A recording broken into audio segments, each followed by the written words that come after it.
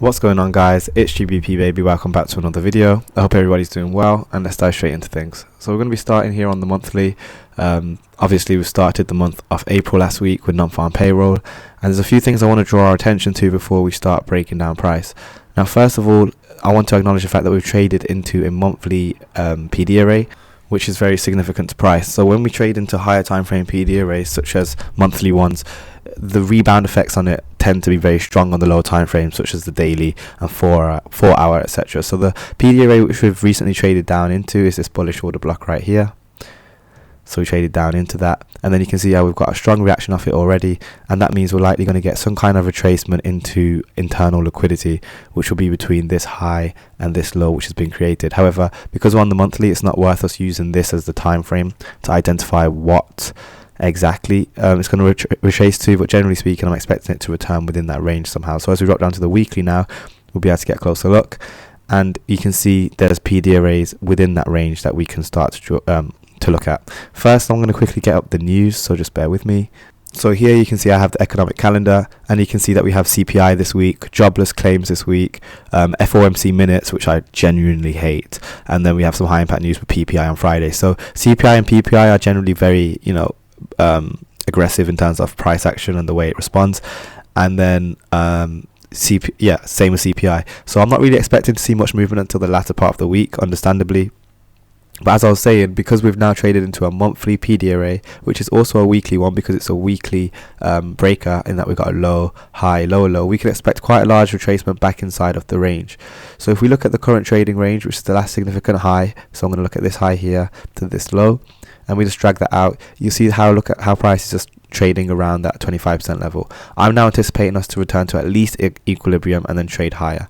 And then if we look at the entire trading range from the monthly, as in this is the range from the monthly, as in this is the trading range from the monthly, we obviously have this midpoint, and we obviously expect us to return to equilibrium at least, which will also be us returning to a breaker on the weekly as well, because we've got a high, a low, a higher high in displacement. So we're going to start to see price, I'd like to think, we're traced back towards this monthly midpoint. So I'm going to get that delineated as a draw on liquidity. Obviously price doesn't have to get there this week, and it doesn't have to get there at all, but in terms of my draw, I'm looking now at this 50% level, and I'm going to write monthly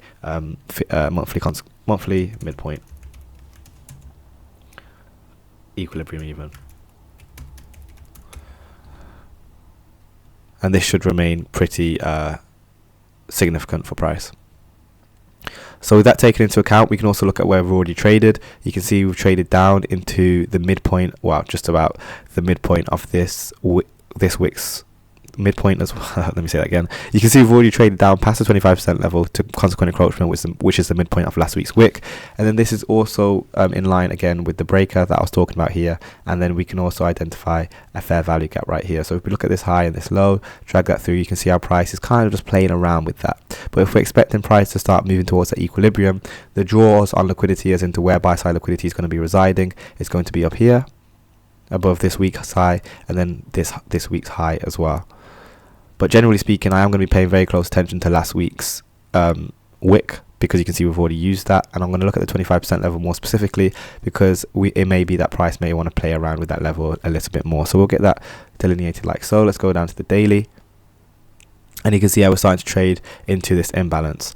So now that we've traded above this high, makes this a bullish order block technically, and that means that the 50% level, which I've pretty much already delineated with the wick, is the lowest I'd want to see price trade. So moving into Tuesday and Wednesday, that will be the lowest I want to see price trade. You can see we've also gapped higher, showing a level of bullishness. Very interesting, but we might find that we try and fill that moving into the last parts of the week. So if we're expecting an expansion to the upside, that means that Monday, Tuesday, Wednesday, we're expecting price to drop to an extent, and then we want to see us reverse and trade higher. So that this fair value gap allows for that. So does this wick.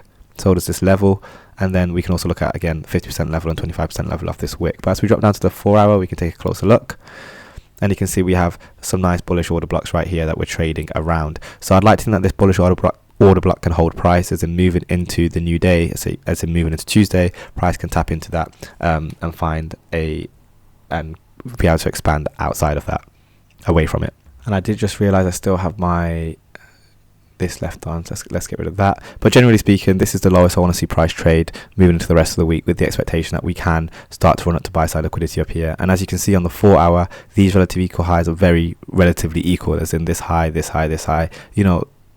it looks very smooth and it seems like a nice draw, but obviously you can see right now price is trading through this large imbalance. So this is something I'd also want to draw our attention to, because you can see our price will start to step its way through this, and once it's through it, I'd like to think that it would use it as some kind of resistance. So let's pay more close attention to this.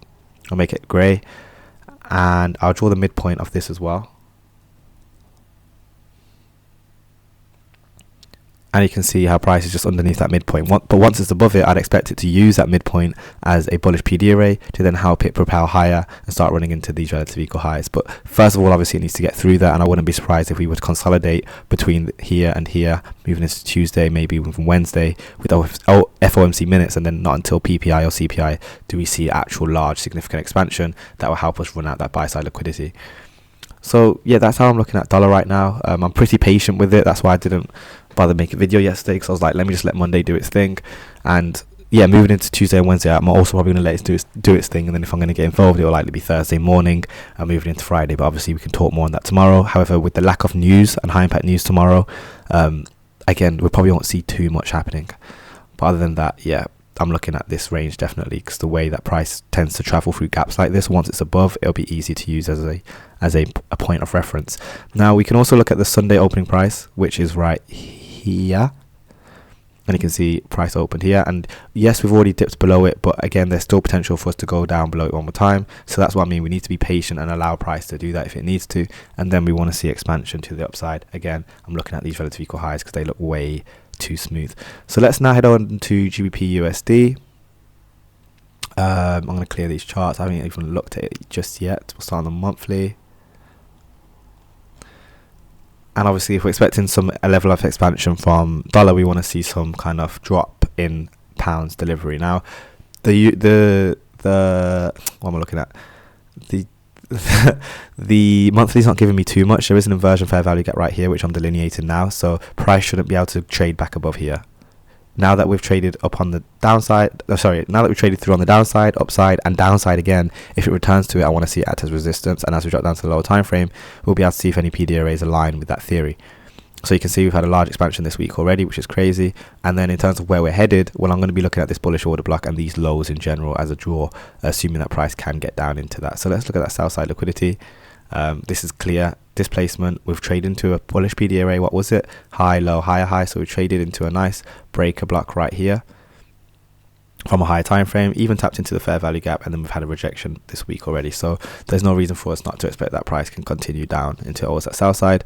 And if we drop down to the daily, you can see again the way we ran stops, classic price action here, displacement to the downside. So I'd expect a continuation of that to run below this low and this low, which is what we call relative equal lows. And then we have a beautiful daily fair value gap below here as well. So pound's looking pretty clean in terms of targeting and sell side liquidity. This is all assuming that dollar is able to get the strength it needs to be able to trade higher and run out the buy stops and move towards that equilibrium point I was talking about. But other than that, any kind of retracement, this is the highest I want to see price trade, this black box. Any higher than that, I'm not getting involved, but that should be respected because it is a bearish PD array from a monthly time frame. So that should be able to hold price. And you can see it's lined up with a nice bearish order block, which was created today as well. So that also adds to our bias. So moving into tomorrow, I'm happy for price to rally into that. But then other than that, moving into CPI and PPI, I'd like to think that we'd reverse and start expanding down towards our relative equal lows below here. So that's everything on pound. I hope that all makes sense. Let's go and finish up with euro USD. I am keeping it very top level right now. Again, I'm just letting price do its thing at this point. We are going to start on the monthly here as well. Same thing as well. We traded up. What did we trade into? A bearish order block on a monthly level. So we're expecting a weekly PD array in the discount to be traded to. What can we find? Again, beautiful lows below here for sell side liquidity and a massive fair value gap. Now price doesn't need to fill the whole fair value gap, but it should try and seek some kind of discount imbalance, and that's what we have right there. So I'll be looking for that in price. We've already traded up to the 50% level of this wick, which is very interesting, and we're already closing lower on a daily, so that's something to pay attention to. And similarly to pound, I'm expecting price to be able to just jog on to the downside, as in it should be able to continue to expand lower. And you can see the way we're stair stepping, and then I wouldn't be surprised if we saw a large expansion to run below these lows. But it isn't the cleanest on pound, on dollars, on euro, sorry. This is something we can look at though. So this is an inversion fair value gap now. So although we delivered on the upside, you can see our price is now filling in on the downside, but look at how it's filling it on the downside. We got up, down, downwards price action, up, upwards price action, downwards price action, upwards, down, upwards price action, downwards price action. So this whole range, and I'm looking at this range specifically, has been fairly traded, as in on both sides, both up, down, and left it. So as far as I'm concerned, price shouldn't need to retrace any higher than this. Now we can use that as a level of a buffer. When we get down to the 1 hour, you can see how consolidated it is. It's not very clean, but this should still hold price. So if we do find ourselves rallying to this maybe Tuesday or Wednesday, I'd expect it to act as resistance, and I'd want to see price turn away from it. Any higher than that, again, whole different story. We have to reevaluate. But my point is, I want to see it act as resistance for me to be to remain with my bias of wanting to see bearish euro trading down into fair value gaps here, and potentially these relative equal lows in line with dollar again if it does manage to show the strength it needs and is finding support at this level, which I spoke about already. So I hope that will make sense, guys. Yeah, that's going to be everything for this video. I will be posting tomorrow, so don't forget to turn on post notifications. But other than that, don't forget to drop a like, drop a comment, smash subscribe, join the mailing list, join me over in Discord, and I'll catch you in the next one. Peace.